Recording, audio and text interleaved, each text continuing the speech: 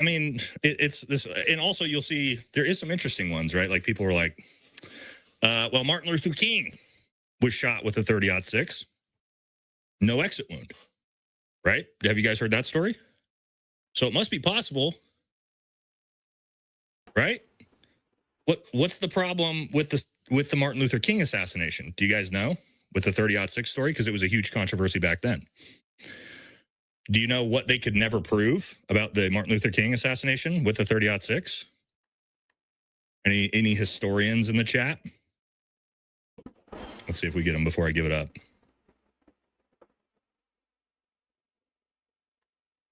There's got to be some people a little bit older. Boom, there it is. There was only fragments of the bullet, and they were never able to actually match any bullet to the 30-06, right? So it's kind of like this one as well, which will be interesting to see. Interesting to see what this round is. Again, I'm on a little bit of a rant here before we get into the actual video. Again, I'm not going to go too deep into this. I'm doing a whole video on this. Right? We don't know. Supposedly there's fragments in Kirk. Not really sure. All right, let's actually get into the video before I just lose my mind and spiral out of control into different stuff that I'm trying to do videos on. Right. Real quick, couple super chats, then we'll jump into watch Trigger Smart's video and talk about this pendant theory. Okay, because it is interesting. All right, Keith Peterson, hello from Pompano Beach, Florida. What's up, brother? Charlie's guards are called Dan. Oh yeah, I know. We're gonna talk about old Dan Flood in this video. Okay, got it. KKB, $50. Thank you, brother, for the very, very generous donations.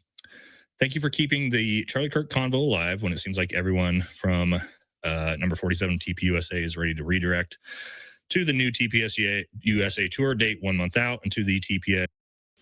Selling or generating deeper impact. That's bizarre to me. The only people that seem to care about this are Candace Owens and a bunch of YouTubers. You know, if it was my best friend that got publicly executed in front of me, you can guarantee me I would be just like Candace Owens, like a absolute nightmare trying to figure out the truth. A lot of people seem that they're okay with, Tyler Robinson, FBI narrative. Actually, I'd say almost everybody outside of in mainstream media and Turning Point, everybody, they're just fine with this. And if that's the case, that's bizarre to me, but it is what it is. All right, Joe, what's up? Confused as Cash or Cash Patel? I like cashed out, just saying. No, it's layaway Patel, dude. That's what I call him.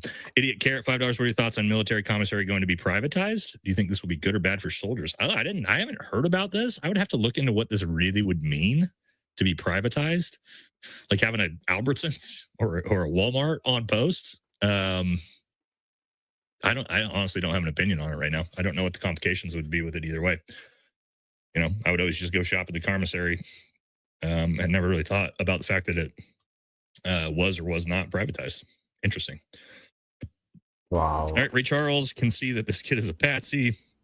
And there's shit ton more that we are not being told. Look, I don't know if he's a patsy. What I will say, and what we're going to see in this video of Stephen Gardner and Gary checking out the crime scene, is they went up onto the roof right where this kid essentially would have shot from. And it's going to be very interesting what Stephen Gardner's video shows. And that is that there's a camera that 100% could have seen him in the prone take the shot.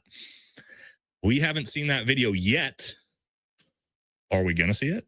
That's going to be very interesting, because if the FBI and law enforcement does not show that video in the courtroom when we know that they have it, that's going to be a little suspicious. But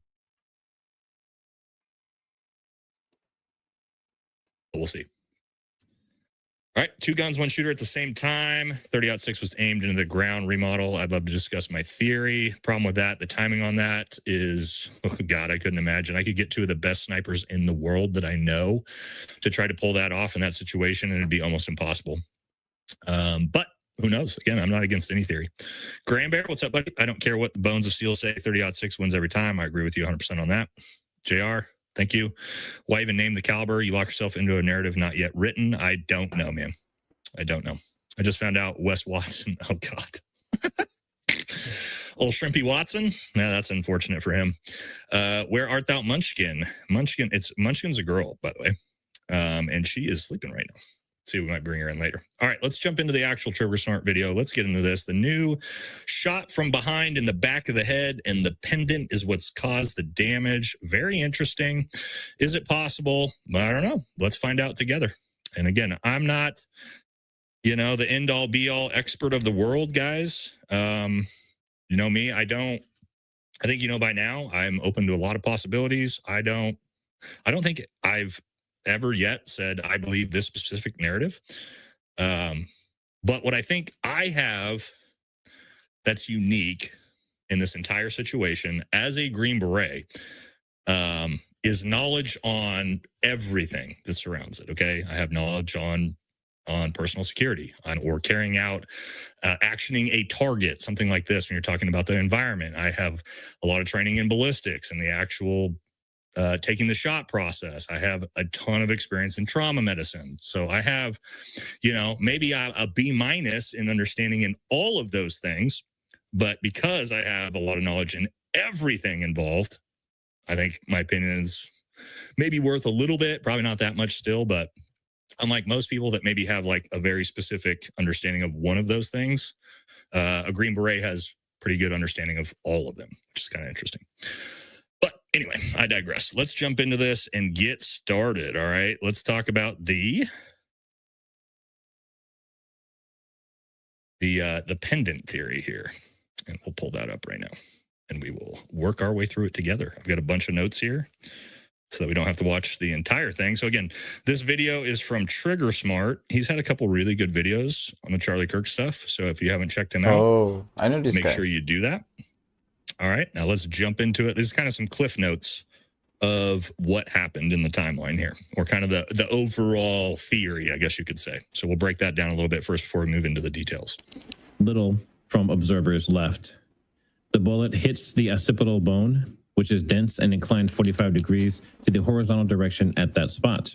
It ricochets down and travels between the scalp and the skull at around 80-degree angle. And yes, we are going to look at visuals. At that time of the impact, there was a puff of air, as shown by video more below, lifting the back collar and blowing the back of the shirt, which occurs before any neck cavitation. So he's talking about when the shirt in the front goes up, and then also it looks like a big puff of air, or maybe if the bullet actually went through and hit in the back, and that bulges out as well. The air gets trapped under the shirt and spreads. It travels downwards in the back, also over the shoulders and to the front. Now, previously people said this was from an explosion from his mic, and I think that's kind of been debunked, mostly because when you see the supposed explosion, you do see what looks like maybe some smoke or something else. But the problem is, if there was an explosion, it would go out or it would go away, right? Assuming that actually shot something or did something to his neck. All right, so basically where we're at, this is the overall theory, okay? Overall theory is Charlie Kirk was actually shot from directly behind him from someone in a car, or like in the trunk of a car, outside the car. He took that round in the back of his head, right? That round then traveled down, which essentially makes the medical examiner's report, which I'm becoming more and more and more suspicious of as I look at this. The one the influencers are telling us, right? It travels down his neck, and actually, this isn't an exit wound. This is caused from a pendant on his necklace that, due to the cavitation of his neck, when that high-powered rifle round comes into his neck, the force of that pulls that pendant up and drives it into his neck, pulls it out. And that's actually the damage we see from the neck. But the real shot was from behind, left no exit wound, traveled down, lodged in the upper back. Okay. So that's essentially what this theory is stating. Okay. There's some compelling stuff that goes into it. And we'll take a few looks at that. All right. So let me skip forward here to 453. Kind of so here's the structure. shot. So again, the shot would come from behind the tent, right? So in this case, and we'll talk about this here in a second, he actually brings it up. Is he shooting through the tent itself? Because you can see through that tent. It's semi-transparent. Or was it just the right angle? And I think it's the right angle from behind. This isn't up behind like the building shot that they're talking about before. This is directly behind him. All right, here's some issues I have, and I'm gonna talk about issues as we go through this, guys. Issues I have right out the gate. Okay, this is a massive 90-degree refraction angle off of a skull from, and we're talking about being shot from about 10 meters away. So I think they're assuming this is a 5.56 round from 10 meters into the base of the skull, and it didn't go through. Now, while that's possible because your skull is smaller, is strong, this massive 90-degree refraction is a little tough for me to believe. Is it possible? Sure. Okay. But the velocity, you would lose so much velocity of the round, right? When it goes from traveling this way to a straight 90, it doesn't just hit something hard, go straight down and keep all its velocity. It loses a tremendous amount of this force once it does this deflection. Here's the other problem. Now we're saying it loses all that velocity, hits the neck, and then travels backwards. Bullet goes this way, back this way. Bullets do weird things, but they typically don't travel backwards after they've hit something hard. Okay, just something to think about. Is it possible? Maybe. We'll just say maybe for the sake of the video. Let's keep. So in this case, it comes, hits the occipital lobe, bounces down, breaks a couple vertebrae on the way, and then it's lodged there under the skin. Now this makes sense. We'll talk about that in a second. Coming here, but everyone's going to ask again. Well, what about that wound in the front? Well, that's where this gets really interesting, and actually why it made me want to do this video. Right before the impact, without any disturbances, you can see. Let me zoom in again here. You can see that everything looks normal. His neck is not swollen. His shirt's not flying up. The bullet likely came through the backdrop. These backdrops are usually perforated or semi-transparent, especially when you look from the darker side to the brighter side, the curtain effect. Even from the sunny side, you can make out people walking behind the backdrop when Charlie speaks. And then we have a short here to look at. Now, this is the short that he's talking about. He's saying you can see through it. So let's check it out and see if it's true. Transgender Americans have Yep, you can see a person right there. over the last 10 years. And then walks across. We'll see here in a minute.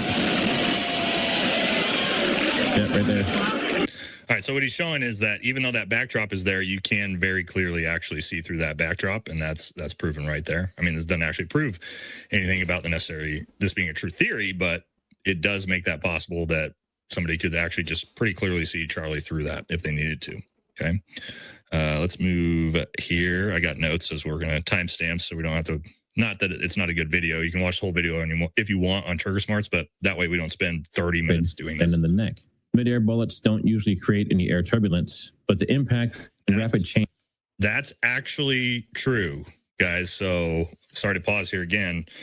A lot of people have heard from a certain someone that was a ranger that, you know, the turbulence around a bullet can rip your arm off from 12 inches away. Okay. I'm not going to say who said that. The reality is bullets don't actually create turbulence around them. There's tests that show bullets traveling like right by powder and things like that. That's not a thing. Not until it actually impacts something and creates that cavitation. That is completely not. What he's saying is true. They don't actually create a ton of turbulence around the bullet itself. So just a fun fact. Let's jump back into it. And there we go. Change of direction made that happen. Also, the bullet might have started to tumble when going through the backdrop, which added to the effect, and that's true.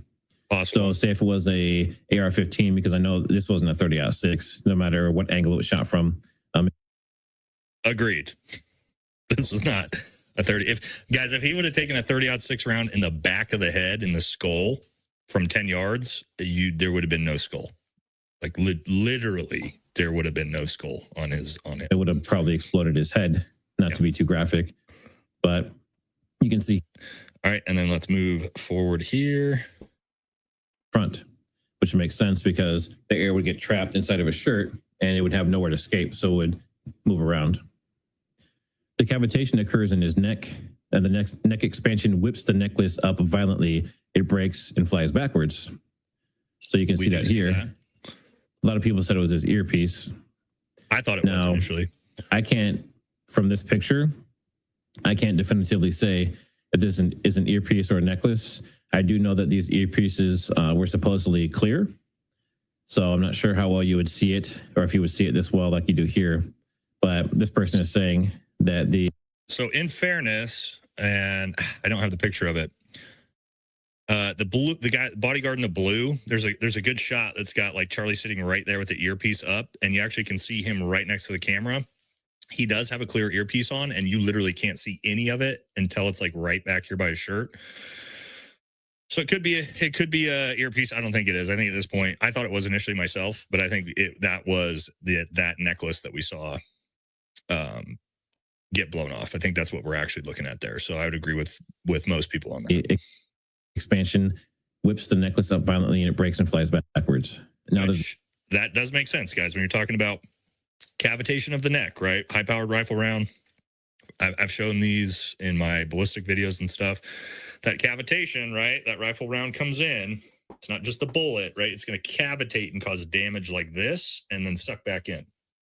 All right. So what essentially that is going to blow the neck up, which we see, which if you had a tight necklace on, that would cause it to snap or something like that. As long as it's tight enough to where the neck expands and cause that, which apparently we see because we do see the necklace fly off. Okay. So that's all anatomically correct. So far, at least from what we're saying. Well, everything he's saying is anatomically correct so far. The source on that. Tremendous kinetic energy. Okay, here we go. See this guy in the blue?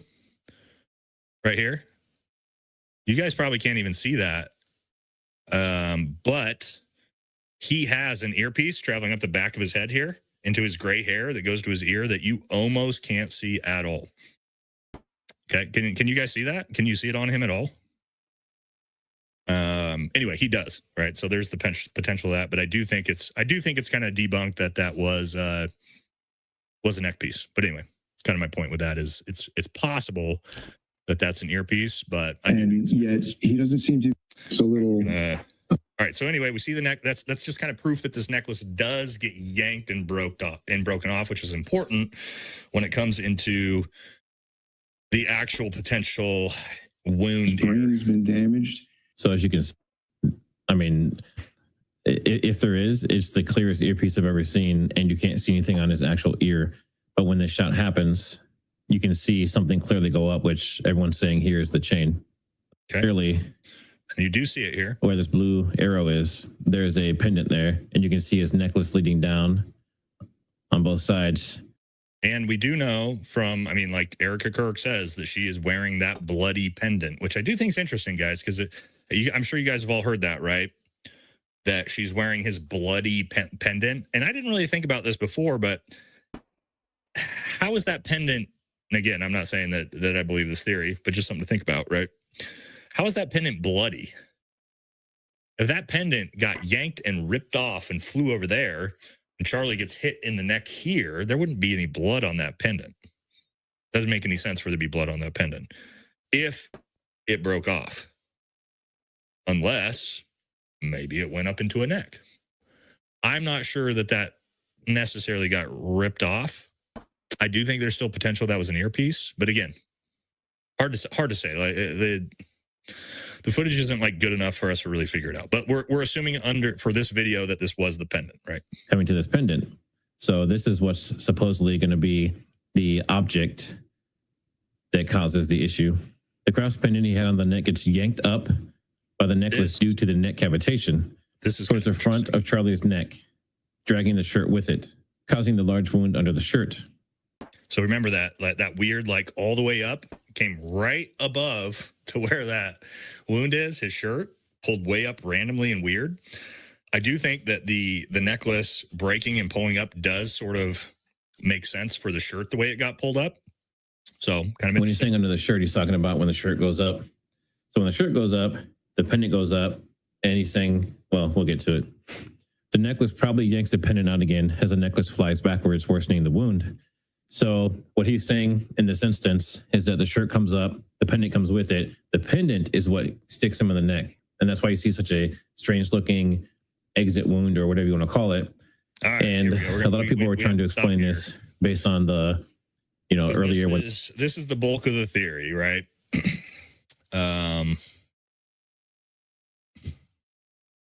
Yeah. So hold on. Let's look at this pendant, right?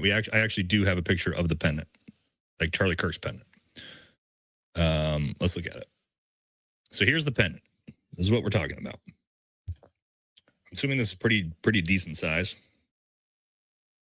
All right. So at first I thought it was like a little cross, right? I figured a cross pendant. I didn't realize it was something that is kind of bullet shaped, I guess. All right. So anyway, let's talk about this. All right. Now, there is some, I want to say, I don't know how to explain it, right? There is some potential, I don't want to say truth, but possibility of this. Okay. So there is examples of soldiers, because we wear dog tags. I didn't, but we're supposed to wear dog tags around our neck, right? When you're in combat, in case you get blown up and your body gets, this is, pretty morose to talk about, but you get pink misted by an IED and you don't exist anymore, to figure out who was who and who died, dog tags, right? And there has been cases of people hit by IEDs, and the force of the blast actually has driven dog tags into people, right? So that's, but you also have to think about the amount of force from an IED blast is, I don't know how many times greater than a neck cavitation. So think about this. What we're claiming here is that the cavitation of the neck, okay, because the bullet's not going to hit the necklace and cause some weird bounce up. Specifically, the cavitation of the neck due to the rifle round created so much force that it snapped the necklace and drove this metal pendant into his neck.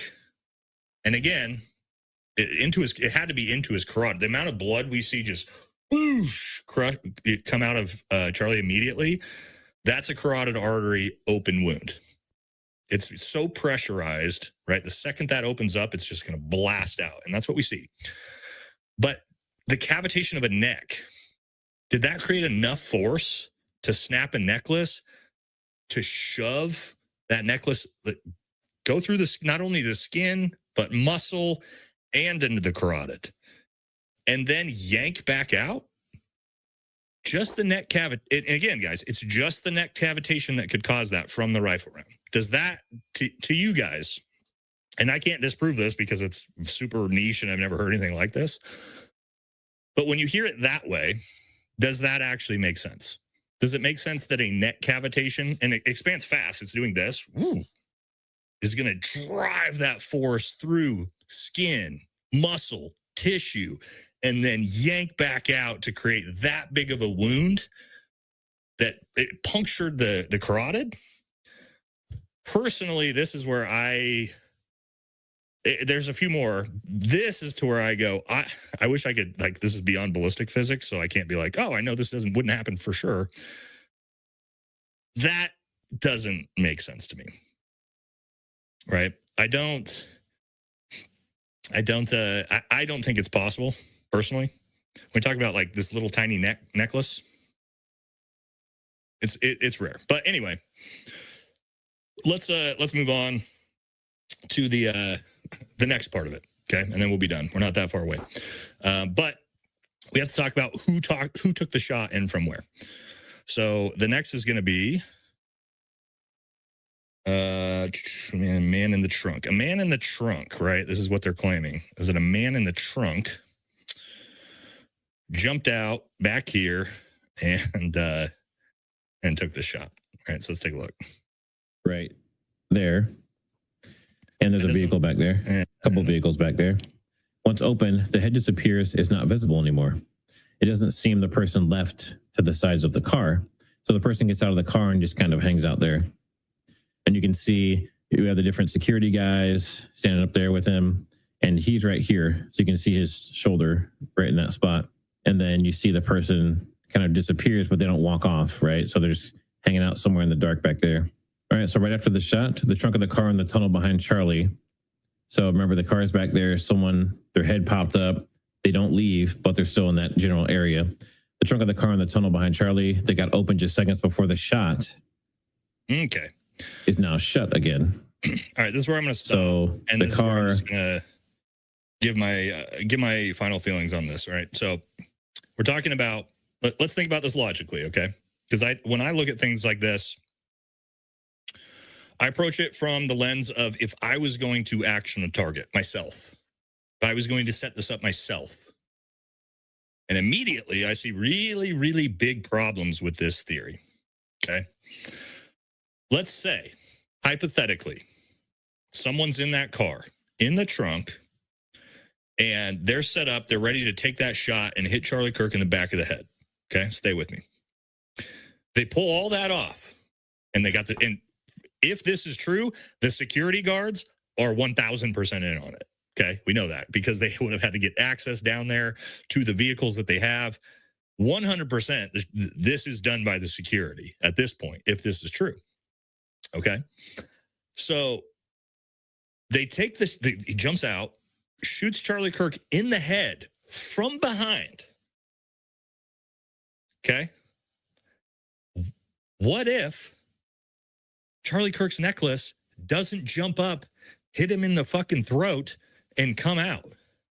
Do y'all want to hear something absolutely wild? No. More than 48 creators are making less than 50. Charlie Kirk get assassinated with no entrance wounds, no damage, and everyone would have immediately known the shot came from right behind Charlie. If that's the case, everyone knows it was the security guys immediately. So why would you make this plan and get so wildly lucky to get the pendant to come up and come in the neck and make it look like something else happened, right? When realistically, 99 out of 100 times, everyone knows that he gets shot in the back of the head, again, hypothetically, from his own people. That sounds like the dumbest fucking plan ever, right? Like if you take away the random chance of the pendant going into the neck and it's just they shoot him in the head from behind, you know how fucking dumb that plan sounds? Because then it's just like, oh, well, yeah, they did it. Right? So that's where it really falls apart for me is like, what if the pendant didn't lodge in his neck? Then what? Then we're just like, oh, yeah, he got assassinated from behind by his own people. That seems like a horrible idea.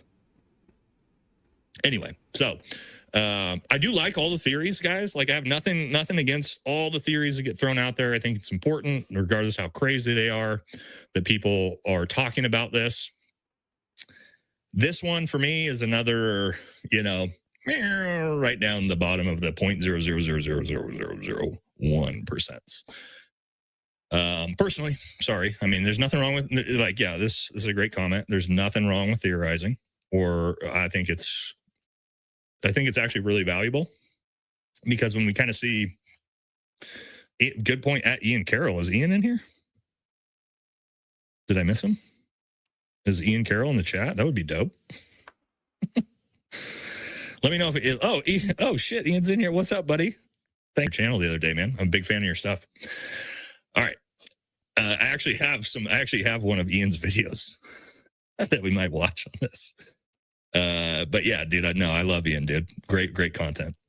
Oh, okay. We got some donos. All right, let's hit some donos, and then we're going to jump into the footage that Gary from Paramount Tactical and Stephen Gardner went and got, because there's some very interesting stuff on that. And then we'll keep it moving. Bobby Lynn, $20. Thoughts about the camera from behind that was removed so quickly, potentially being the device. Again, man, here's my problem, guys. When you're talking about carrying out assassinations, right? The more complicated you make the plan and the more people you have involved, and you're doing it in public in front of thousands of people, the more things can go wrong. And this is why I had so many people when I did the video on Charlie Kirk's bodyguards, me saying, I don't think that they were the ones to pull it off. One, because I just don't think they look that professional to me. Everybody goes, oh, you're bought and paid for. Israel got you, right? No.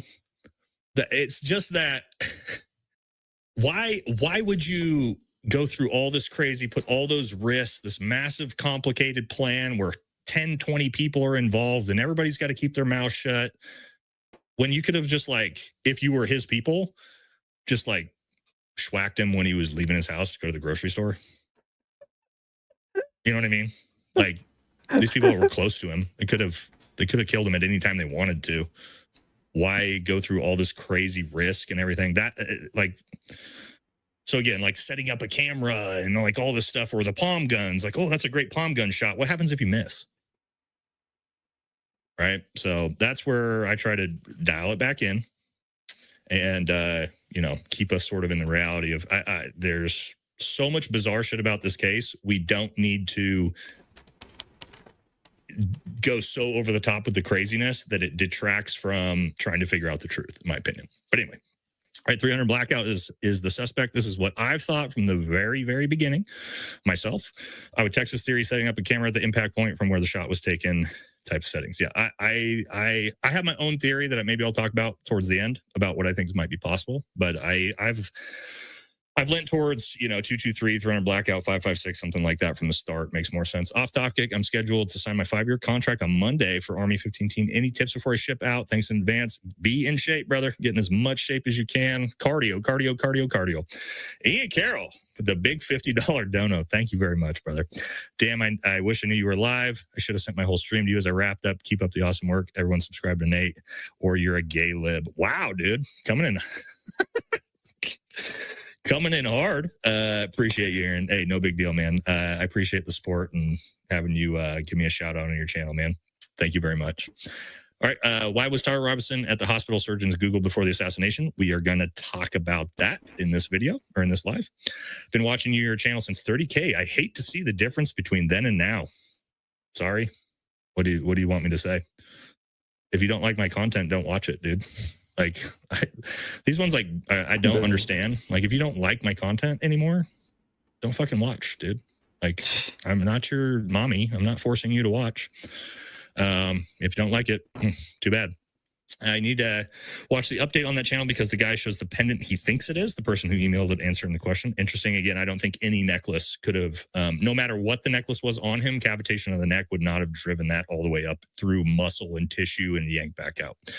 I don't think it's anatomically or physically possible, personally, other than like if you were in an IED blast and half your body's gone and then explosion like just blasted that thing through your body, maybe, but not just general cavitation of the neck from a gunshot wound. I don't think. Thank you for everything you do. Thank you very much, brother. Appreciate you.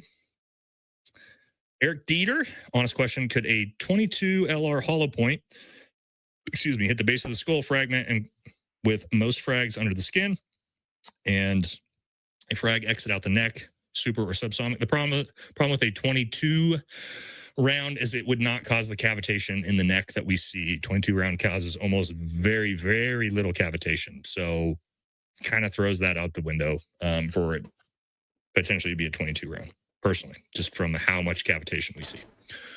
But maybe 06 was because this is in the realm of what I think. I haven't really given you guys what I really think is possible or what I think happened, but this one's pretty close. We might talk about it at the end. Possible or what I think happened, but this one's pretty close. All right. Another one from Ian. Thank you. Hey, assholes. There's 6,000 of you watching, like 800 likes. Like and subscribe, you filthy animals. Love you, ball. Hey, yeah, Ian, I need to message you offline, man. Maybe we could do some collab something or sometime. But thank you very much, brother. I appreciate your channel. And yeah, go follow. If you don't already follow Ian, obviously his channel's 10 times the size of mine, but make sure you do. He's doing great work over there too.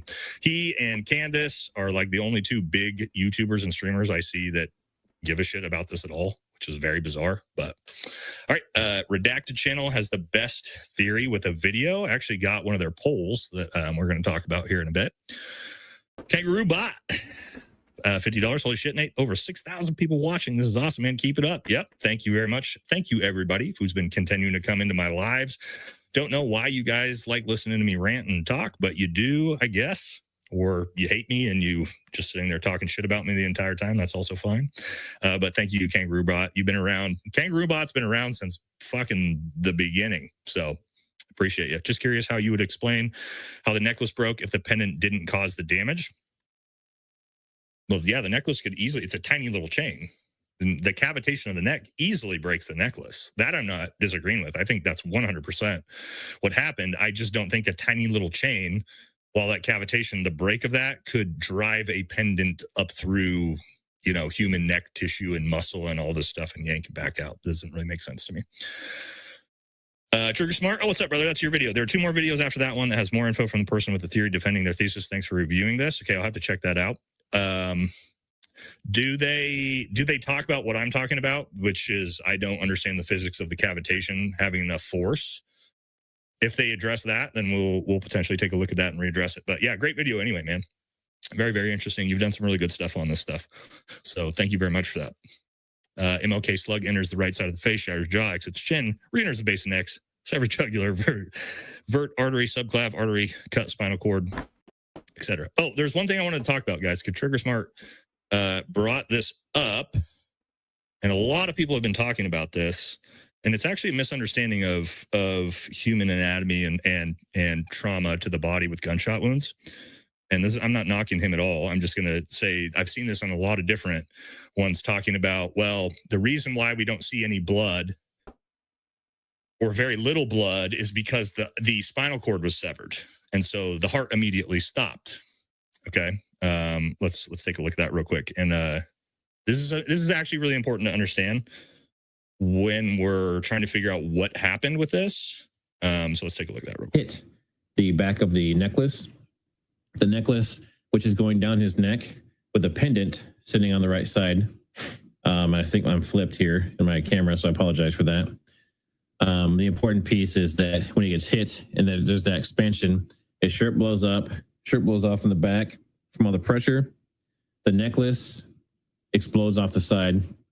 And then you see the shirt come up. And then at the same time, that pendant, which looks like a cross, comes up and hits him in the neck. And that's what causes that major wound there. And then the shirt and the pendant both come back down.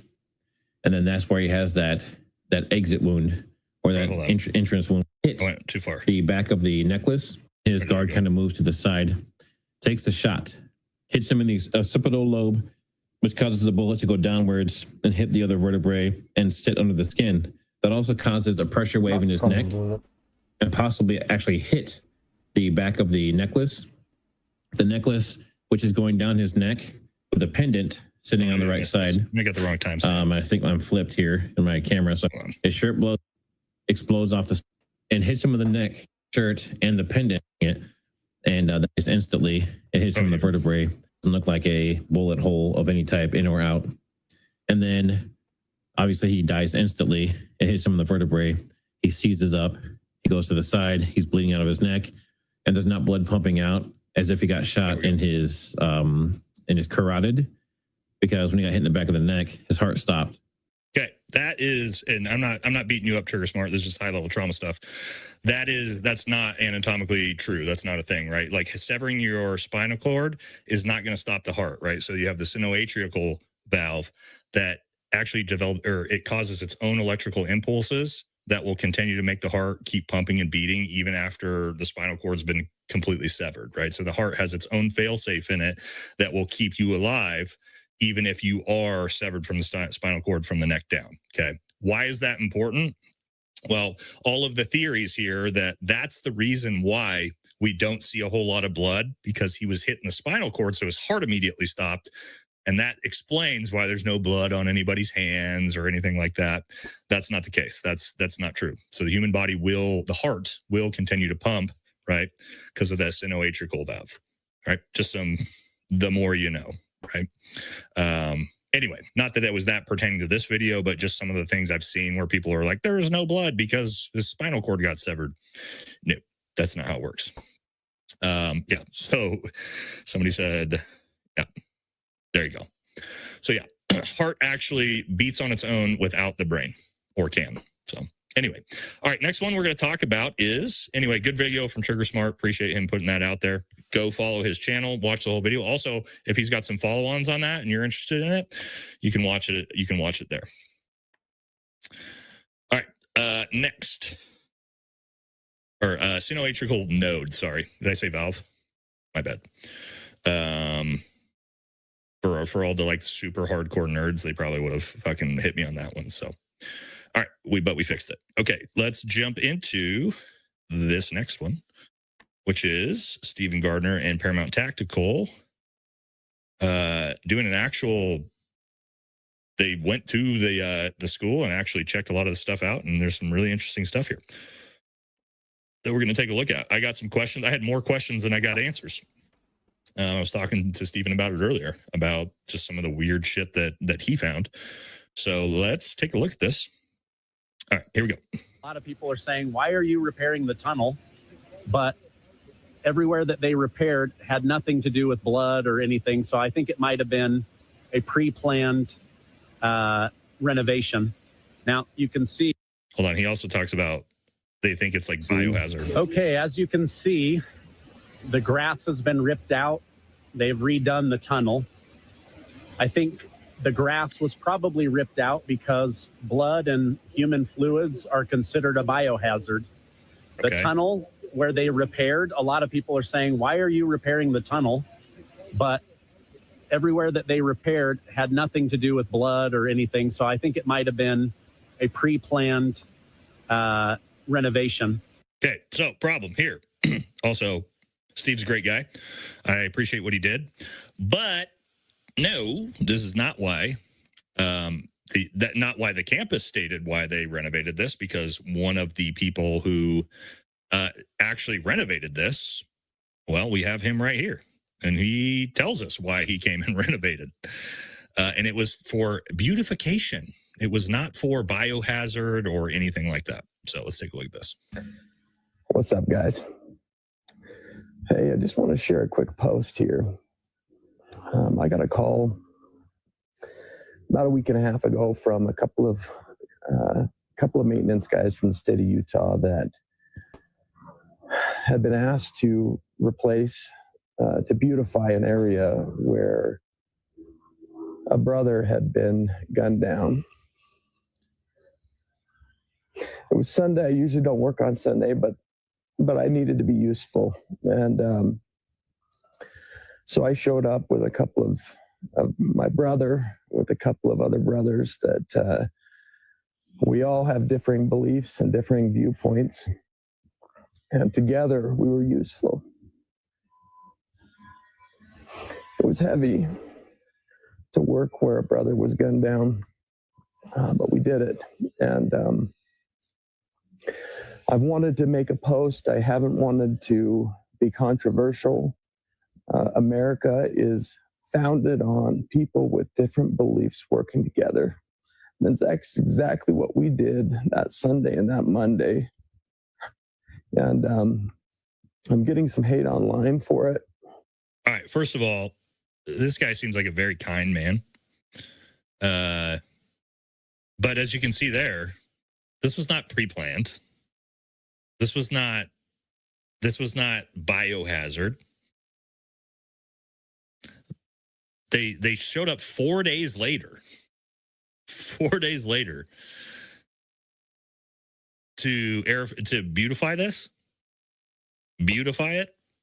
So maybe this is real, maybe it's not.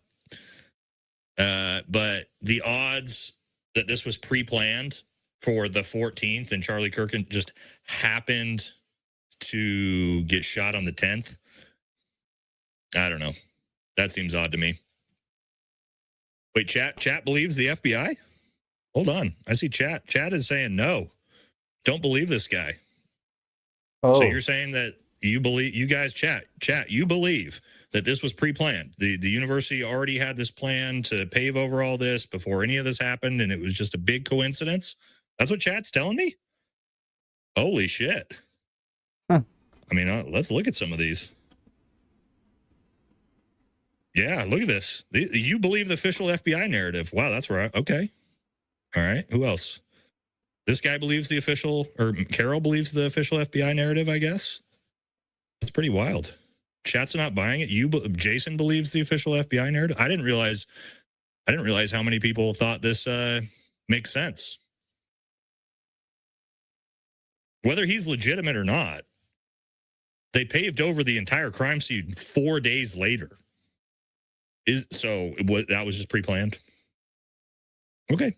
That's what chat believes. All right, we'll go with what chat thinks. All right, we could probably do a poll. I'm actually kind of shocked at chat for that one. Let's see. Was the renovations pre-planned? before Kirk's. Yes, I think so, All right, guys. chat. Anytime Right. that we need to figure out what's really going on, we send it to democracy on this channel. So just happened to be they already had it pre-planned. Big coincidence. All right. Let me know, guys. Plans. All right. Maybe. All right. Maybe, boys and girls. Wait, what do you mean by this? I don't know. That's a tough What's one for me. the So, Okay. Let's hit a couple super chats, and then we're gonna keep. No, actually, not super chats yet. Let's keep going. Let's get back to. I want to get through a few of the things from Steven in his video because there's some really interesting stuff on this, and then we'll hit super chats, and then we'll check back in on the poll. So I was a little bit shocked that people were immediately jumping to defend the fact that it was all kosher for why they covered that up. But interesting. All right, this is also very interesting too. Let's get back to here. He and I are here collaborating. All right, folks, so we are here at UVU. I'm on site. I ran into this guy right here. He has a small YouTube channel. All right, so Gary, Paramount Tactical, really good dude from First Special Forces Group, as well as me. We don't agree on literally everything. We agree on a lot of stuff. But if you haven't followed his channel, he's doing a lot of really good work too. So consider going over there and following him as well. Stephen Gardner. Hey, thanks for meeting me out here. Absolutely. Man. Great to meet you in person. We've been sitting here talking about just the terrain, right? I think perception versus reality is very, very different once you get out here. So kind of share your thoughts on that. Yeah, so the first 2 weeks that I covered the story, I was going off of Google Maps. I had never been here. And so when I get here and I see just how many layers there are, just where Charlie is down in a bowl. The low-C building is up 3 or 4 stories. So you're looking at like 4.5 to 5 stories of elevation difference. That was really shocking to me. The other thing is they made it sound like it was really hard to get on the roof. Yeah. And then just a nobody, I found out how to get on the roof in 10 seconds. Yeah. And so where there's a will, there's a way. Now the details of was the gun put together when he went up? We're going to have to wait for the video of that to come out. But yeah, the different levels and grading was very shocking to me. Yeah, it's completely layered. One thing I want you guys to notice, they're actually up behind where Charlie Kirk would have been. And they mentioned this here. Everything seems way closer than it would, right? You think about 139 yards. It's so far away. It's really not that far away. To his point, I mean, you can see this is where Tyler Robinson took the shot from. See I believe, let's see, Tyler, it might have been the little outpost here. No, because we actually see him run across that, right? I believe right there is where Tyler Robinson took the shot from, or supposedly took the shot from, right? I say that in context. Maybe is it higher? Did I miss that? It's hard to see from this angle. Oh, it's up here, right? Well, no, actually, I don't think so. I don't know. Hard to tell. Either way, whether it's right here or right here or right here, all of those are not very far away. 139 yards. Up a level. Maybe I got it wrong. Right here. Does that seem? Okay. I think it's right up here, right? Or here. I don't remember. Anyway, it's either here or here. It's hard for me to tell from. I've never seen this angle. But what I can tell you is you can see anybody that would have been sitting on the edge of the roof, even in the prone, because you have to have a line of sight to the shot, right? Like the gun has to have line of sight to Charlie, which means you could have seen with your own plain eyes, not even binoculars, anybody up on this roof. Would not have been hard to see. And so you have 7 security guards, all looking that way. And nobody saw this person on the roof? That seems a little odd. And we know we could see him from that angle because we saw somebody got the video footage of him taking off running right on the roof. Drones would have seen him. I feel like security would have seen him. It's very bizarre to me that nobody saw him at all. Maybe not. But again, Interesting nonetheless, right? And then, okay, so Stephen actually talks about potential different place that a shot could have been taken from. Would have been more head-on, which doesn't make sense with the smashed vertebrae. Wait, here we go. Somewhere else. Yeah, this is a good point that he brings up. Is right now. There is some talk. Was there a second shooter? Is Tyler Robinson a patsy? Could a shot have come from somewhere else? I've looked around, and there are 2 other places where you could have got a shot. One of them would have been more head-on, which doesn't make sense with the smashed vertebrae. The other one is right there. You see that red brick building and the gray right here? That's actually the top of the parking structure where Tyler Robinson is first picked up on camera. So somebody could have actually gone up there, easily climbed up the roof, and been perched, and the shot would have come in at a better angle than what most people believe happened. So this is super interesting because the angle he's talking about here is exactly the angle that we've shown some clips from this video before, which this video is so good. That Peak Prosperity, this was his theory of where this round came from. Let's see if I can get to sort of the secondary angle here. Maybe not. This is a really long video. Okay, anyway.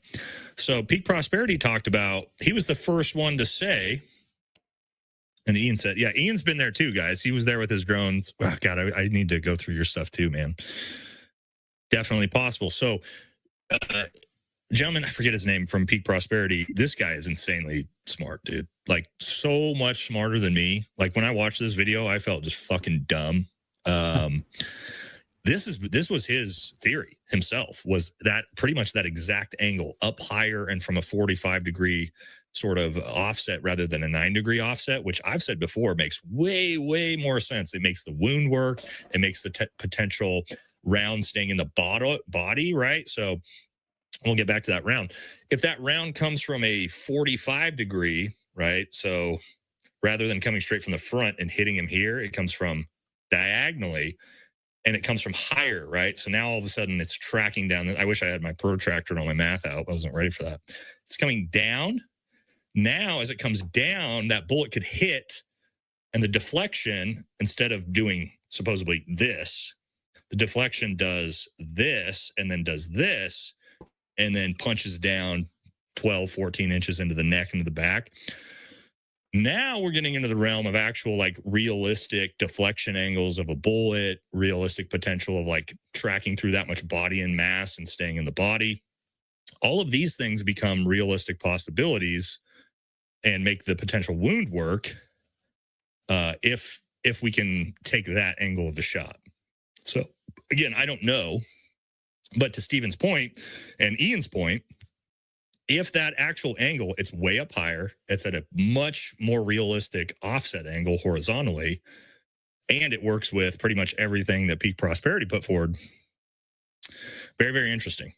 So again, I don't know, but to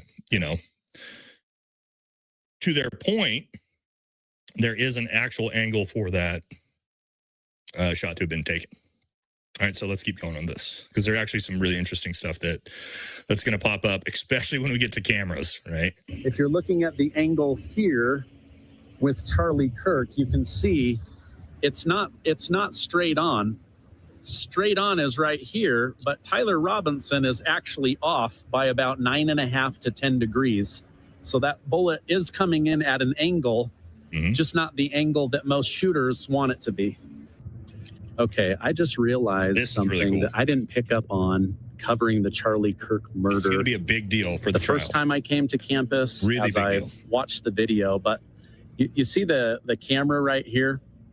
And everybody knows that the FBI cut off about 3 seconds when they show Tyler Robinson running. But I'm up here on the roof. This is where he jumped over. I just saw people saying, I don't trust this dude. He's literally showing you different possibilities of angles for a second shooter, and you're calling him a Fed. Not and like I don't know where the hate for Steven Gardner comes in. Like no, see, this is my point.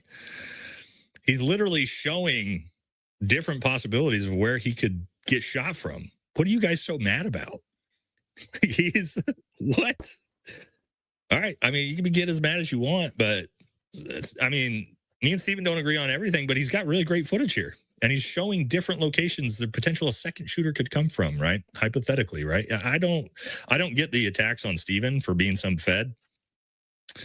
I haven't seen that from him at all. He's been pretty open-minded about the whole thing. But anyway, I don't know. I guess you got some hate. I guess Steven's got some haters in the chat, but that's the way it goes. All right, let's keep moving because this is very, very interesting right here. This is going to be a huge deal for the prosecution. Crouched down, put the rifle together. I didn't realize this until I got on my tippy toes. That's right there. But right there, that camera has him laying down and taking the shot. This is big.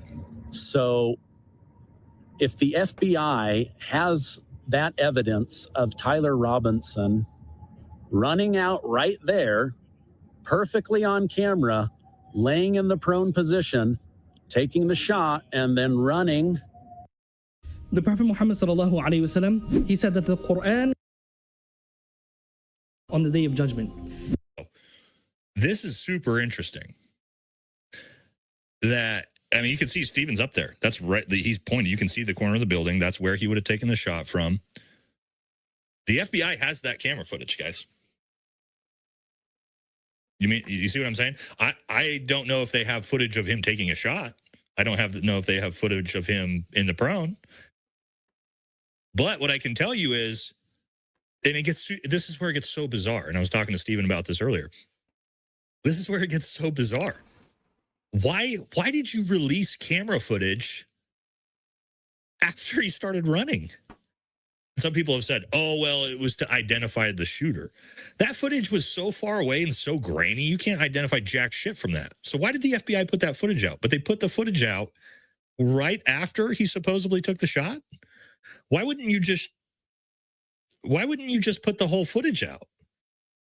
Why wouldn't you just put the footage of him where Steven's standing, getting over the railing, walking down there, getting in the prone, re-putting together his fucking rifle, right? Which would have taken 3 to 5 minutes for someone like him, probably longer because he doesn't know what he's doing, I would assume. The camera would have had all that on footage. And then him low crawling to the end of the roof, right? Takes a shot, gets up. I don't know what he does with the rifle, breaks it down, puts it in the backpack somehow, right? Takes off running. That camera has all that on footage. So where is that footage? Isn't that bizarre? Here's what I'll say. Maybe we see that footage in court. The problem is I've looked at the court documents. We've gone over them. The court documents don't say that. They talk about the surveillance footage. Let's say, let me bring it. Actually, I could probably bring it up. The official indictment court documents with the FBI and the prosecution put forward to charge Tyler Robinson. It doesn't say anything about having him on camera taking that shot. And I'll pull it up. Court documents. All right, here we go. Let's look at it. I went through this and I tried to, me and Steven talked about this. There's a whole giant section. Let me pull it up before we get into it. Because again, this is bizarre, guys. Because this tells me the FBI has the footage. They have it. They've got him on camera. And if they've got him on camera, why haven't we seen this? Why would you put out right afterwards, but not? Okay, anyway, I'm about to lose it, right? Okay, so here we go. Let's get to this. All right, so this is the actual indictment documents, right? The court documents. This talks about everything he's going to be charged with, probable cause statements, the shooting itself, and then the big thing, which is the expanded crime scene investigation, right? Law enforcement officers. No, excuse me. Right before that. Surveillance investigation. We have an entire page worth of what the surveillance saw. Okay. And so when you actually get into this and look at this, which is this section right here, which this initially says the suspected shooting position is adjacent to an open, publicly accessible walkway. To access the suspected location, a person must climb over a railing, which Stephen just showed us, that exact location, and then drop onto the roof only slightly below. This is talking about the UVU police officer who just immediately ran to this exact location to find the handprints and stuff, which was bizarre. But anyway, the police officer noticed the markings on the gravel roof top consistent with a sniper having lain on the roof. Impressions in the gravel potentially left by elbows, knees, yada, yada, yada. But then we see the actual surveillance. This is talking about specifically this exact moment. Okay. Police reviewed surveillance from the camera covering the roof and discovered that they recorded an individual dressed in dark clothes cross the railing, which is right there where Stephen is, from the public walkway and drop onto the roof at approximately 12:15 p.m. Although the individual moved out of the camera's view, Stephen just showed there's no moving out of the camera's view. There's no moving out of the camera's view. That camera has view on everything. There was nothing there. It's a flat roof. So I don't understand how he moves out of view. But anyway, moves out of the camera view for a short time. The camera again captures the individual running across the roof and then low crawling to the area the UVU officer recognized, whereas the suspected sniper dropped into the prone position. Okay, so after a short time, which matches the known time of the shot, the individual arose and ran across the roof. So are you saying that you saw him get into the prone, but after a short time, which matches the time of the shot, well, you'd be able to see the shot. The individual rose and ran across the roof. So do they have... Oh, sorry, I didn't have that pulled up for you guys to see it. Anyway, you listened to me, right? So, like I said here, sniper drops onto the prone position after a short time, which matches the known time of the shot. Bizarre. The individual arose and ran across the roof to the northeast. So do they have footage of this? Anybody in chat? Somebody want to explain that to me? No. Do they just have footage of Tyler Robinson? Just boom, just getting on the roof, putting my gun together, laying down in the prone, taking the shot. You've got all that on camera, but you just decided to cut all of the actual footage that would find this dude guilty and show the entire world. If you were the FBI, wouldn't you want the American public to see that? So that the American public could go, and people like me could go, oh, there it is. So where's this footage? They have to have it, right? I mean, Stephen Gardner, he showed the camera. He literally points to the camera, points back, and goes, "There's a direct line of sight." You could literally see it. So here's what I'll say, and this is why this is so important, guys. I want you to, and most people, I don't think people would have thought about this initially when we're talking about why what Stephen just showed us is so important. Because now we know that camera could 100% see Tyler Robinson take that shot. So if we don't see footage in the trial of Tyler Robinson taking that shot in the prone, what the fuck is going on? Why aren't you showing that footage? Maybe they will, right? Maybe they will.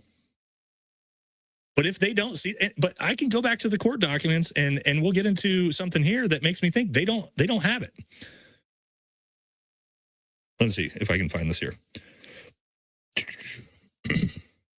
It's where it talks about the bolt action rifle. Is this it?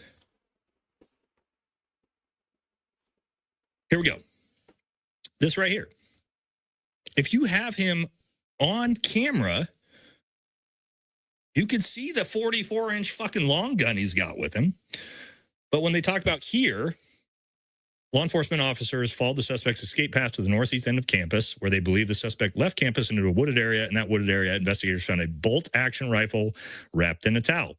The rifle contained 1 spent round and 3 unspent rounds. This is consistent with the facts officers observed at the time and immediately after the shooting.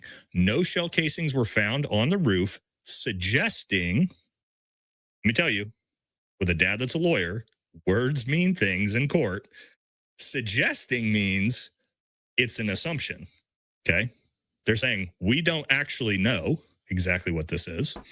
Okay, that's the assumption. Right? No shell casing were found on the roof, suggesting a bolt action rather than an auto loading weapon, and only a single shot was fired.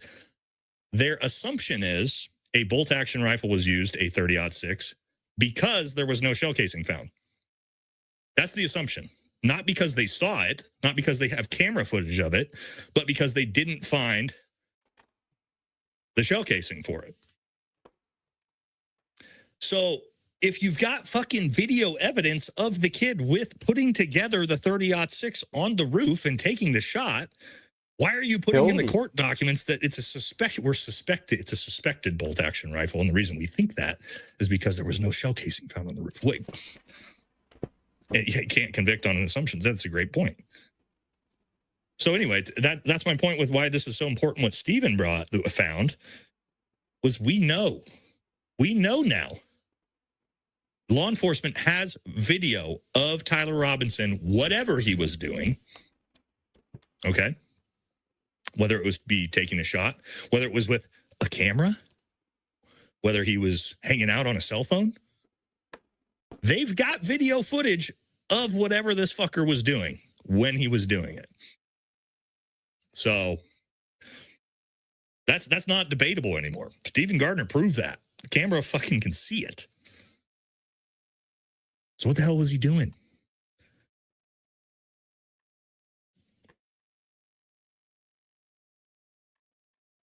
I don't know. Am I crazy? Oh, let me take a look back at this poll. We got a 70. Was the renovation plan before Kirk's death? 73% said no. It's actually pretty high on a yes. You guys have a lot of faith. A lot of faith in that type of thing. You sound like you think it's Tyler. Wow. That's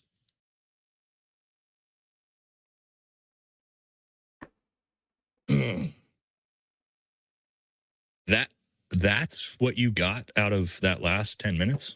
No.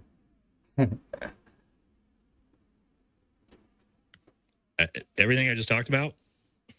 That's what your brain put two and two together. After that huge rant.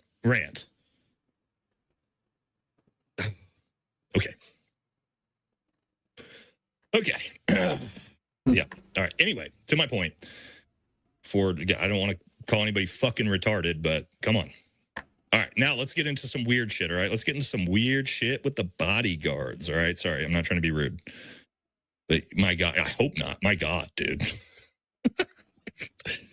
Anyway. The final one on that, if we watch this court trial and there is no video footage of Tyler Robinson taking the shot, you can pretty much sign, seal, deliver that one as this is all bullshit, because they have footage of whatever he was doing and they're not going to show you. But I will say this, if you're the prosecution and you want to charge Tyler Robinson with the shot and you have video footage that shows him not taking the shot, it's probably a good idea to cut that off and not let anybody see it. Just saying. All right, let's do some super chats and then we'll jump into the bodyguards, okay? Because there's some bizarre shit going on with the bodyguards. All right, sorry, I'm getting a little riled up. I don't want to miss any of these. Oh, guys, I have to. Okay, here we go. Ransom. Not sure if you have covered this topic. I'm curious to know if you've looked at the photos of Tyler walking upstairs. Looks like the weapon in his left leg sticking out under his pocket, brother. We have shown this 100 times. Tyler Robinson does not have any weapon on him walking up the stairs. Do I need to pull this up? Hold on. Actually, him walking up the stairs proves he doesn't have any rifle on him. Oh, here we go. We'll just use some.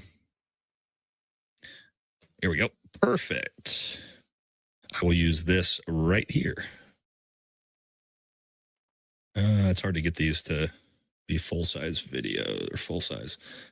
Shit, that's the Hinduist 2 times. I don't know if we want that, but whatever. It's the pictures. Here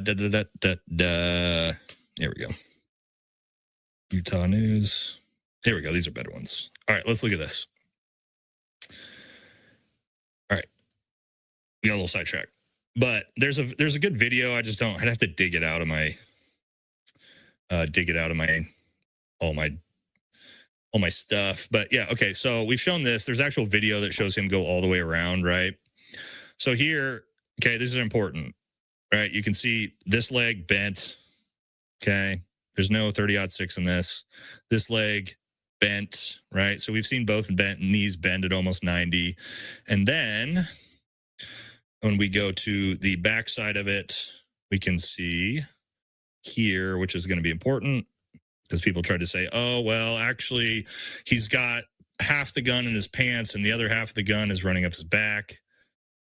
And so let's look at that real quick. Over here on the right side, right? You can very clearly see there ain't no gun anywhere, guys. 30-06. Do I have to show you guys? I've got two of them sitting right here. Do we got to do this again?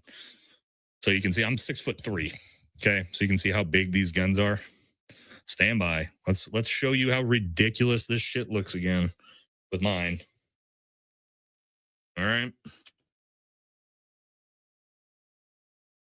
Here we go. You see this thing? This is a 30-06.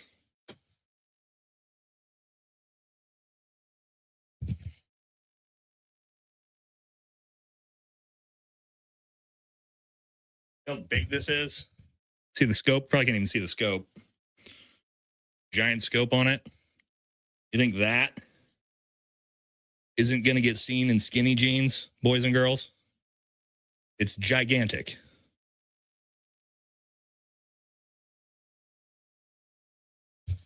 So, the idea that this dude has a giant 30-06 with a scope on it in his, I lost one of my ear things. But anyway, the idea this guy's got a giant 30-06 in this tiny little skinny jeans. Just in the tiny little skinny jeans. Right? And I think he's, how tall is he? 5'11", 6 feet tall. It's like 4 inches shorter than me. Would have been up to his tits. Okay. So again, that's a big problem for me. Right. And again, we've shown the full, like where he actually like the frame by frame walks up and then turns around.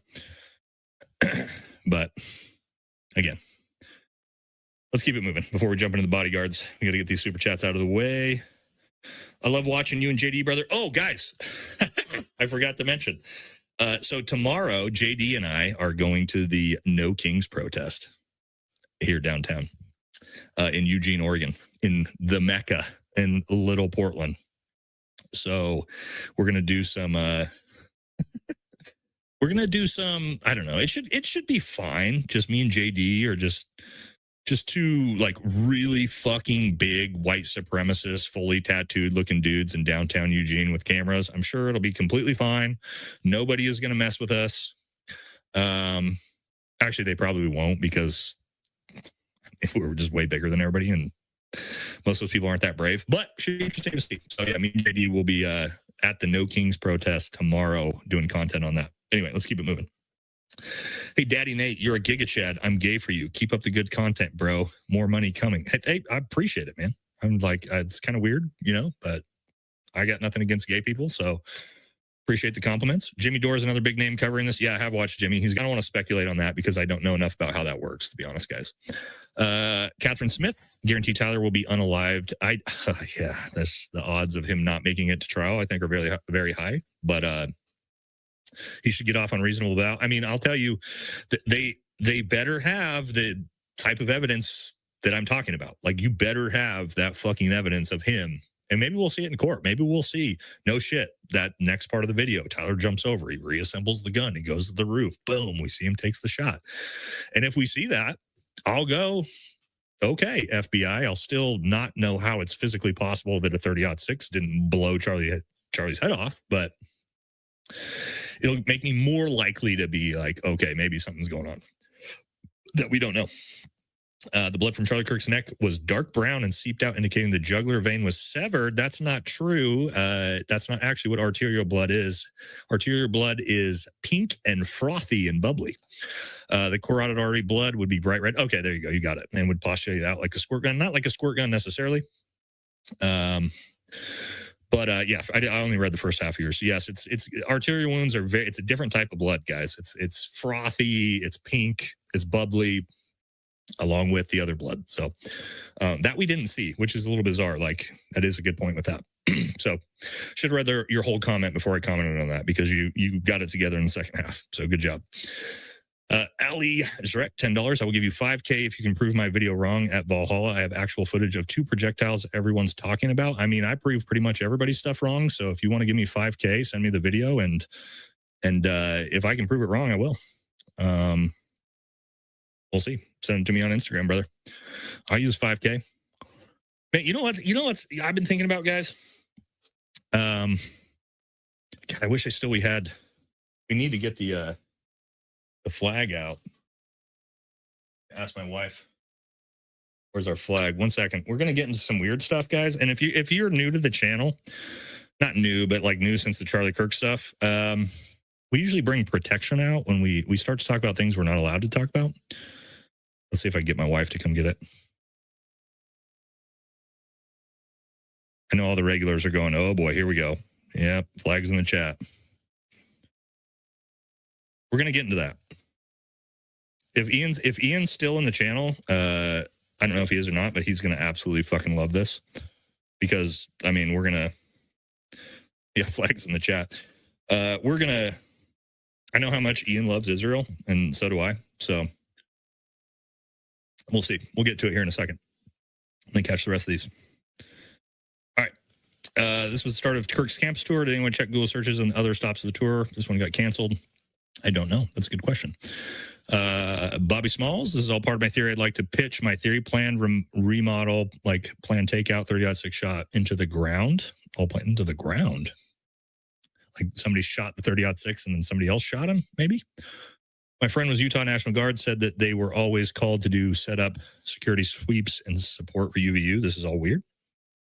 Interesting. Planned sacrifice. We can't get into that one. But we are going to talk about something weird here in a second. That's coming up next. Asked ChatGPT about a month ago. Took a picture of my screen. Couldn't believe my response. Different story timeline. I would like to show you. Send it to me on Instagram, brother.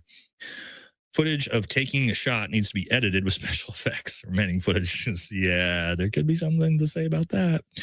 Did you cover the trending Google searches in the DC? We're going to cover that after the bodyguard section. Yep. Although I got to hurry the hell up. I got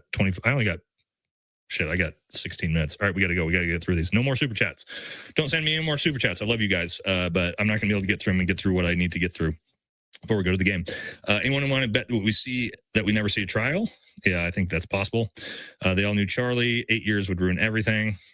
Interesting. If the feds don't have the camera data, maybe TMZ has it. Yeah, I'll tell you this: the official court documents that talk about him walking through the neighborhood, they are using a TMZ video for the official court documents. That is okay. Good luck. Mike Cooper, $20. Thank you very much, brother. We still don't have all the information about the JFK assassination. Well, apparently Russia just gave it to us. Did you hear about that? So maybe we will. Check out my text from SVT Split. I have a picture to send that goes with it. Okay. If you send it to me on Instagram, I will. All right, another one. Nate, I'm gay for you and your Giga Chat energy. You make me go from small to big. Keep up the Charlie Kirk series and the S tier good YouTube comment. You're the GOAT. Well, thank you, dude. Although this is appreciate you. All right. Thoughts on Anduril's new helmet? Anduril's new helmet. I'm not sure what you mean, brother. Can they use the video of him pulling the trigger if they actually have it as evidence in court if they release it to the public? Genuine question. Yes, they can. Why would they not be able to? They released a bunch of other shit and evidence to the public that they're going to be using, including him walking through the neighborhood, which is in the official court documents. So if you're going to show the public that, why aren't you showing the public the other data? Evidence is evidence.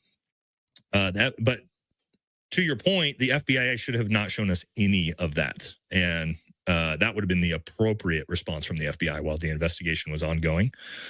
So that's also caused a lot of this drama and conspiracy, is because of how poorly the FBI handled this and did a bunch of stupid shit they shouldn't have done. Like Cash Patel tweeting, they got the guy. We don't got the guy. We got the guy. Just kidding. I don't know. I'll see you in Valhalla, brother. All that stupid shit the FBI should have kept their fucking mouth shut about. Yeah, that's partly why we're at where we're at. Doppelgangers. And JD, well, yeah, we'll see. Jug veins pump 5 Ls in 60 seconds. That was not that. They can, yeah, or you could.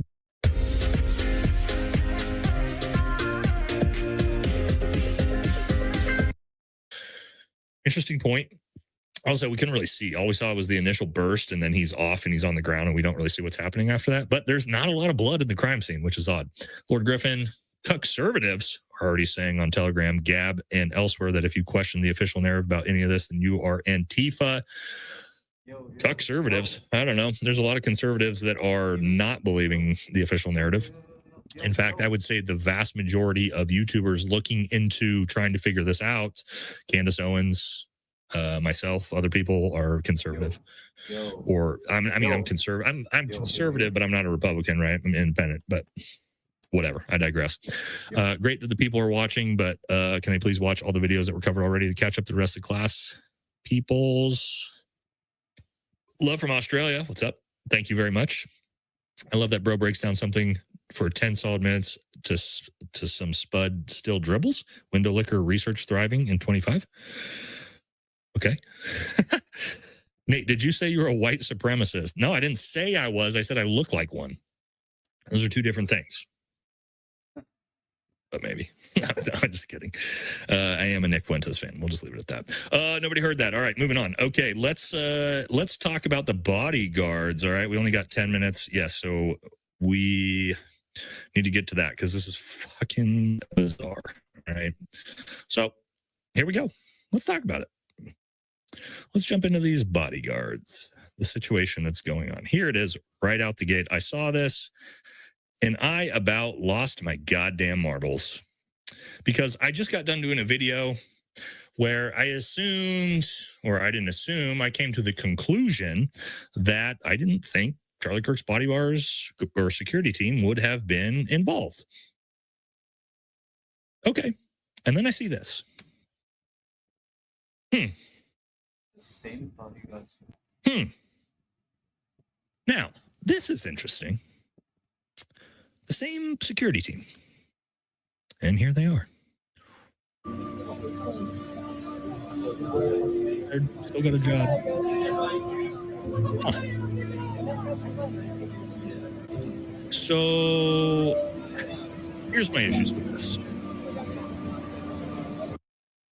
I did an entire video.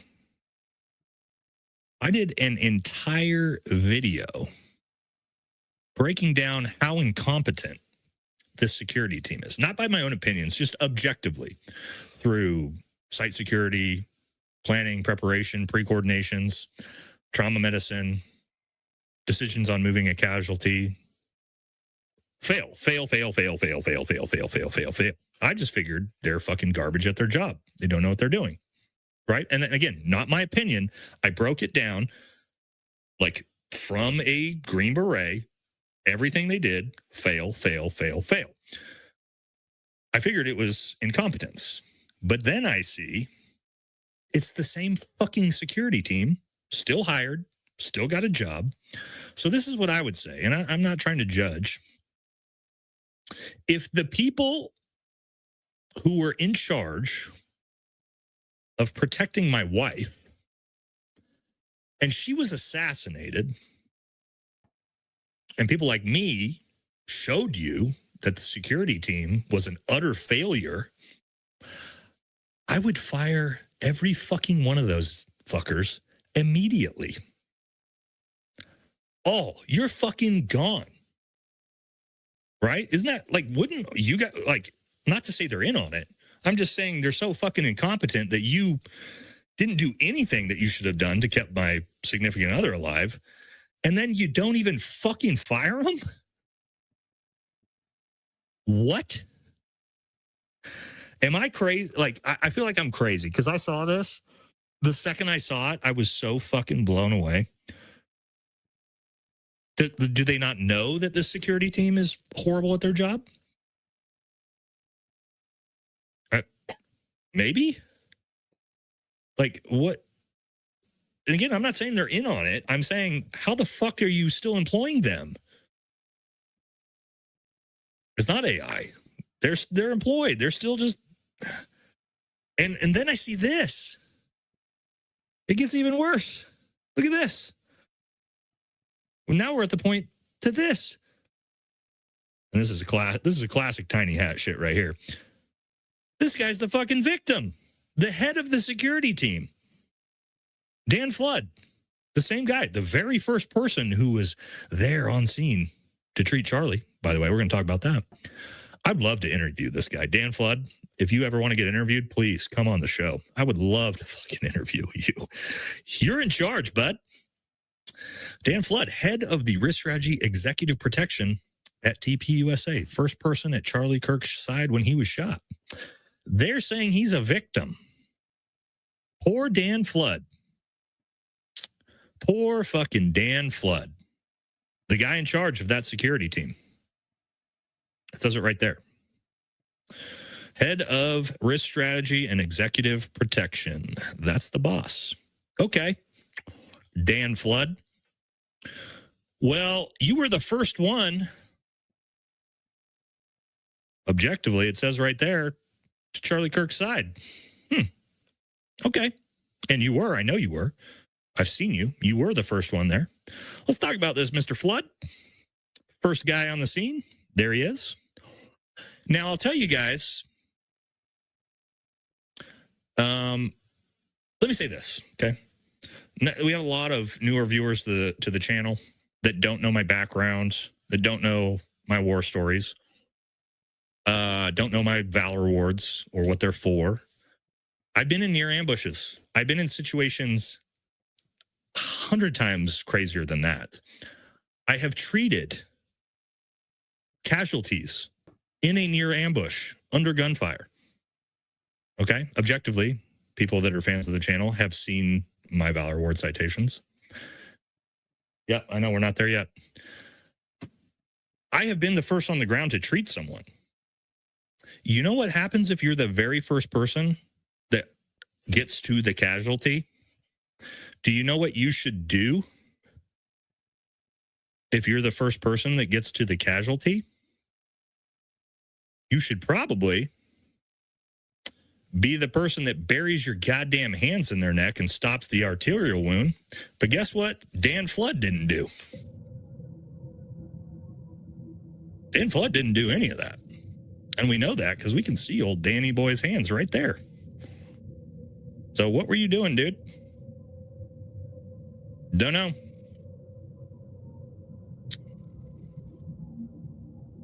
There he is. There's his hands. So I hate being an armchair quarterback. But the reason I can be an armchair quarterback in this specific situation is because I've done this for real. Under way more stress and duress than that. They're not even getting shot at anymore. First person, him, he should have had his hands buried in that neck. Try to stop pressure, something. But he didn't. So, no, you're not a victim, dude. You're not a victim. Let's be very clear on that. The security team was an utter failure. And that I'm not going to back away from because I've already walked through all of it, and they can get mad about that if they want. But and I'm not saying they're complicit. I'm not saying that at all. I don't believe that. But I am saying the fact they're not fucking fired, that to me is more suspicious and bizarre than almost anything. Right? If your fucking significant other was executed, assassinated on live TV, and the people that were in steward of protecting them showed from start to finish utter incompetence, you do not continue to employ them.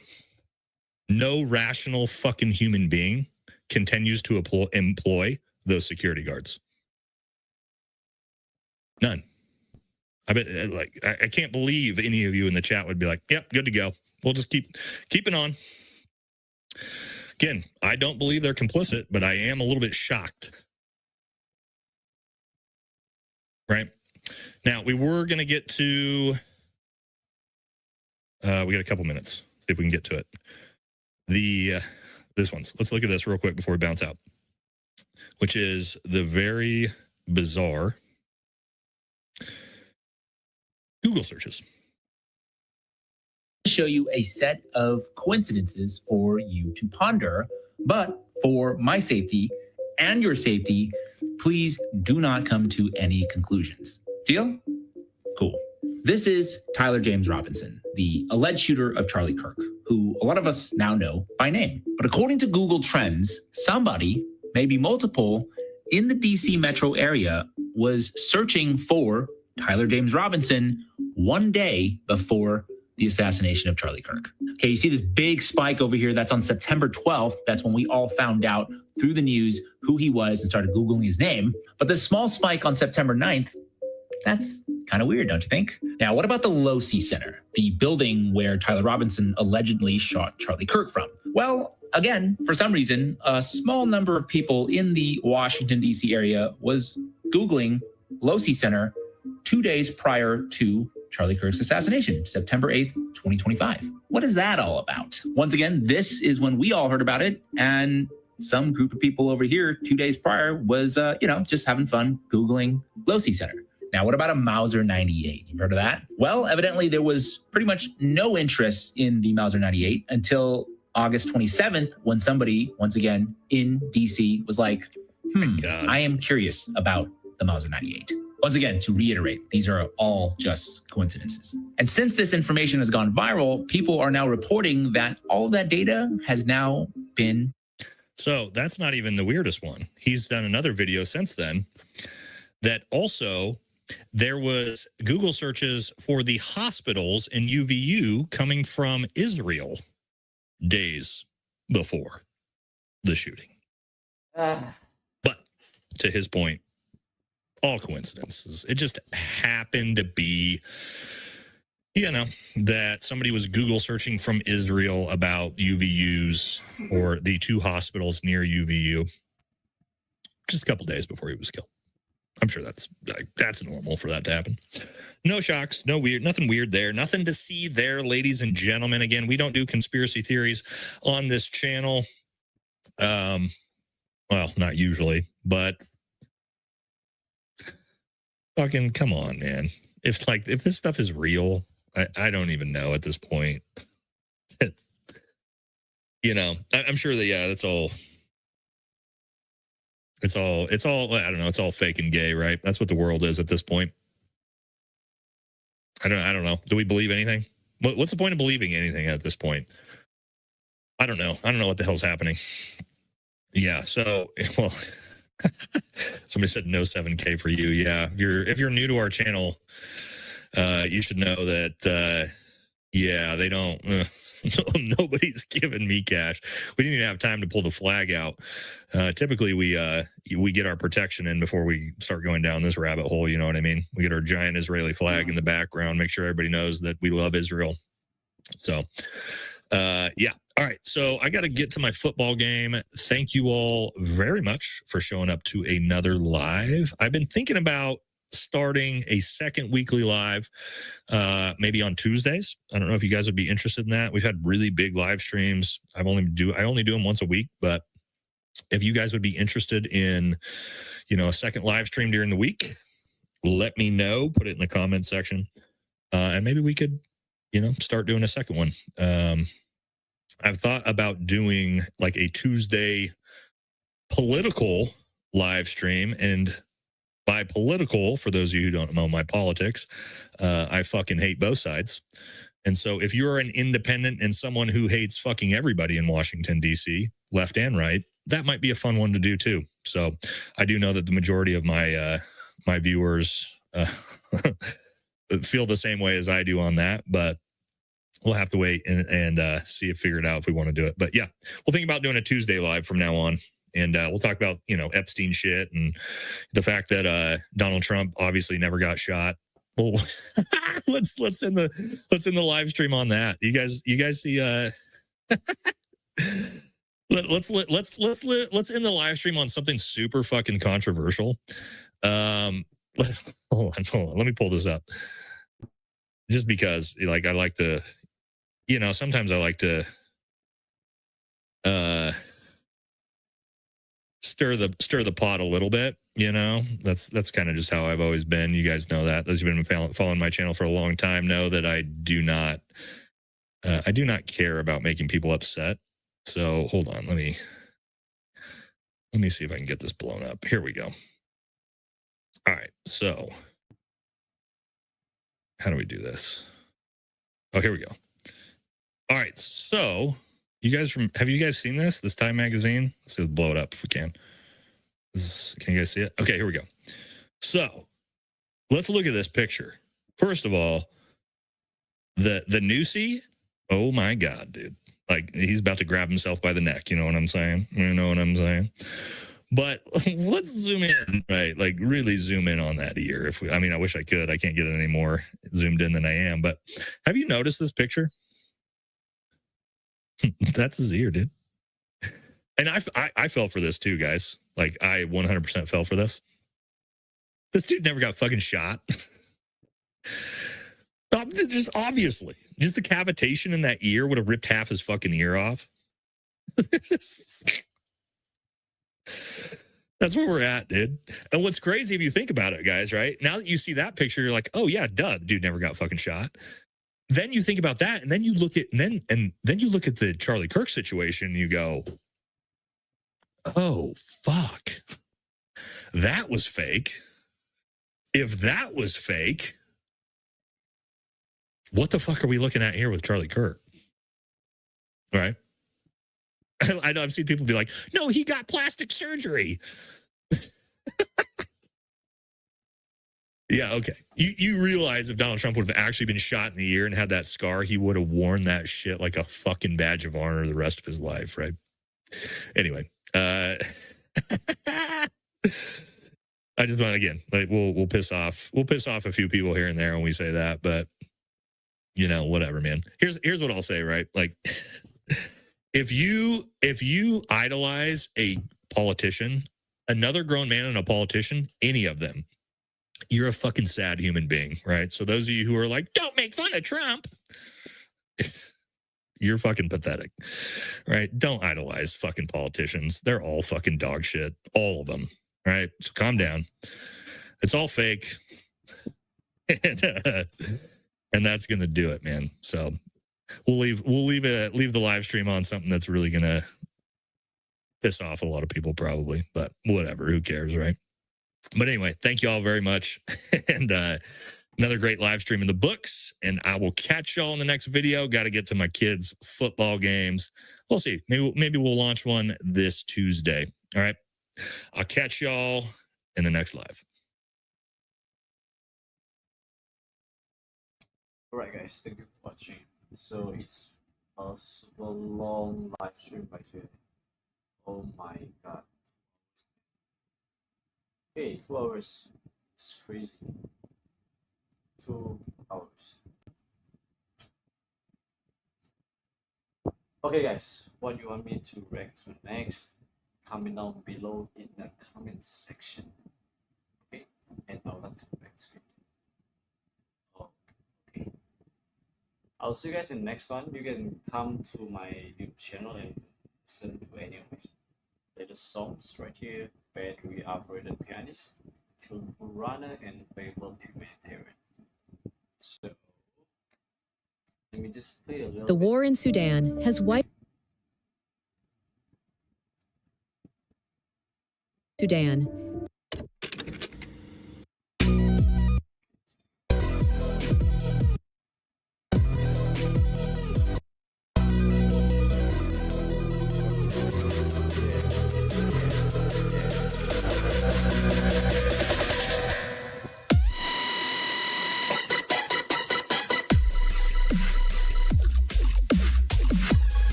I'll see you in next one. Pray the rosary if you can. Pray the rosary. God bless you all. May Jesus Christ save. Amen. Love Jesus.